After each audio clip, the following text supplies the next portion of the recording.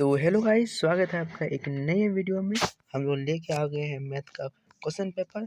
आज इससे आप लोग देख लीजिएगा तो आपका 100% फायदा जाएगा। तो आप लोग जल्दी देख लीजिए। तो अभी तक आप लोगों ने मेरे channel TG mister singer MPYT को सब्सक्राइब नहीं किया तो सब्सक्राइब कर दीजिए। हम लोग चलिए तो शुरू करते हैं।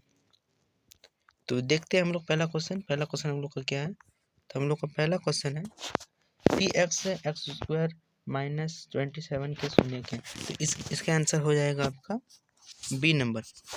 उसका दूसरा क्वेश्चन है यदि किसी बहुपद का ग्राफ एक्स अक्ष को की 3 बिंदुओं पर प्रतिच्छेद करता है तो इनमें से कितने शून्यक होते हैं। तो 3 बिंदुओं पर करेगा तो आंसर हो जाएगा इसका 3 हो जाएगा। उसके बाद 3 नंबर देखते हैं दो परिमेय संख्याओं के बीच कितनी परिमेय संख्या हो सकती है। तो इन्फिनिट अनंत हो सकती है। उसके बाद हम लिखते हैं 4 नंबर दो क्रमित सम संख्याओं का HCF मौसम क्या होगा। तो ये क्या हो जाएगा 2 हो जाएगा। उसके बाद हम लोग देख लेते हैं 5 नंबर दो चरों एक्स वाई में रैखिक समीकरण AX + BX + C = 0 के कितने अधिकतम हल हो सकते हैं। तो इसका आंसर हो जाएगा सी नंबर अनगिनत इन्फिनिट। उसके बाद 6 नंबर देखते हैं असंगत समीकरण युग्म द्वारा निरूपित रेखाएं कैसी होती है। तो निरूपित रेखाएं कैसी होती है तो समानांतर होती है बी नंबर। 7 नंबर देखते हैं x² - 3x + 2 = 0 का एक मूल है। तो इसका एक मूल हो जाएगा आपका 2 नंबर सी नंबर आंसर। उसके बाद 8 नंबर देखते हैं दो लगातार विषम धनात्मक पूर्णांक ज्ञात कीजिए जिनके वर्ग का योग इतना होता है। तो आपका आंसर हो जाएगा डी नंबर 11 और 31। उसके बाद हम लोग देखते हैं 9 नंबर निम्नलिखित में कौन AP समांतर श्रेणी में है। AP समांतर श्रेणी में कौन है तो इसका आंसर हो जाएगा सी नंबर। उसके बाद 10 नंबर में 1 4 7 10 के 18वें पद का मान कितना होगा। 18वें पद का मान 52 हो जाएगा आपका। देख लीजिए आंसर हो जाएगा। उसके बाद 11 नंबर देखते हैं दो समरूप त्रिभुजों के क्षेत्रफलों का अनुपात 6:9 है तो उनकी संगत भुजाओं का अनुपात क्या होगा। तो इसका आंसर हो जाएगा आपका 16 का 4 और 9 का 3 सी नंबर हो जाएगा। उसके बाद देखते हैं 12 नंबर समचतुर्भुज के विकर्ण 6 सेंटीमीटर और 8 सेंटीमीटर है। इसकी प्रत्येक भुजा की लंबाई कितनी हो जाएगी। तो प्रत्येक भुजा की लंबाई 5 हो जाएगी। 6 नंबर दो अक्षरों के प्रतिच्छेद बिंदु को क्या कहते हैं। तो प्रतिच्छेद बिंदु मतलब ये अक्षर होता है इसमें ये प्रतिच्छेद करता है इसको मूल बिंदु कहते हैं। बी नंबर आपका हो जाएगा। उसके बाद 14 नंबर y अक्ष से 5 इकाई युग्म और x अक्ष पर एक बिंदु P स्थित है तो बिंदु P के निर्देशांक होंगे। P के निर्देशन क्या हो जाएंगे तो आपका आंसर हो जाएगा ए नंबर। उसके बाद देखते हैं हम लोग 15 नंबर यदि साइन A 3/4 तो कॉस A का मान क्या होगा। तो इसमें आप लोग एक सूत्र लगा दीजिएगा H² = P² + B²। तो आपका आंसर निकल जाएगा। तो इसका आंसर हो जाएगा आपका ए नंबर हो जाएगा आपका 4/3।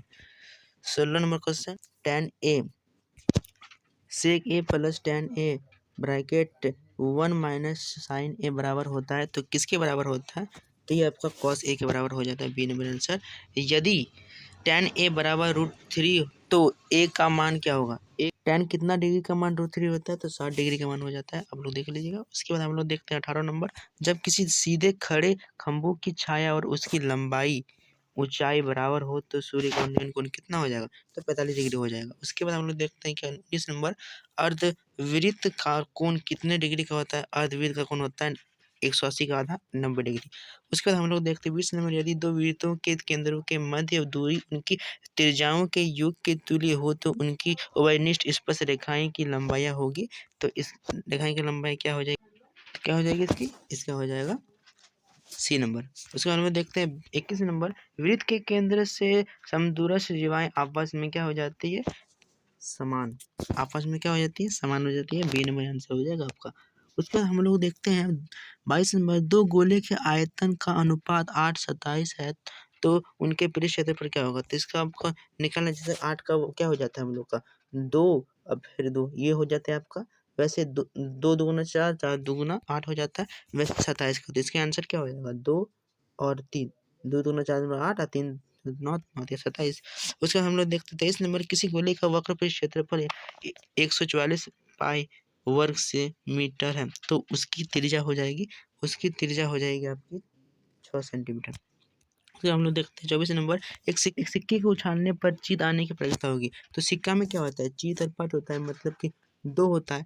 तो 2 होता है तो हम लोग सिक्के को जीत आने की प्रवृत्ति, मतलब कि जीत आएगा, मतलब दोनों में से 2 में से 1 आएगा, तो 1/2 हो जाएगा आपका आंसर। तो कहाँ पर 1/2? बी नंबर में, आंसर बी नंबर हो गया।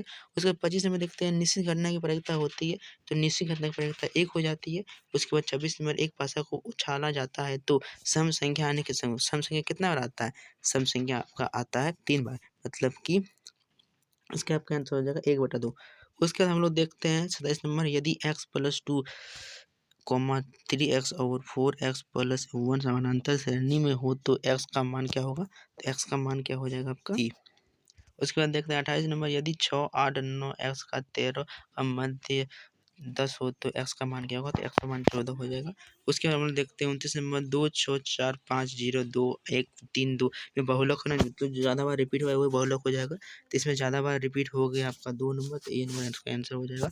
उसके बाद 30 नंबर देखते हैं, 30 नंबर में इसका माध्यिका कौन है, तो माध्यिका इसमें आप लोग इसको जोड़ लीजिएगा, उसका बटा आपको कितना करना है, कितना संख्या 1, 2, 3, 4, 7 हुआ है, तो आपका 7 जितना है उतना बटा 7 कर देना है, तो आपका आंसर निकल जाएगा। आपका आंसर होने वाला है 10।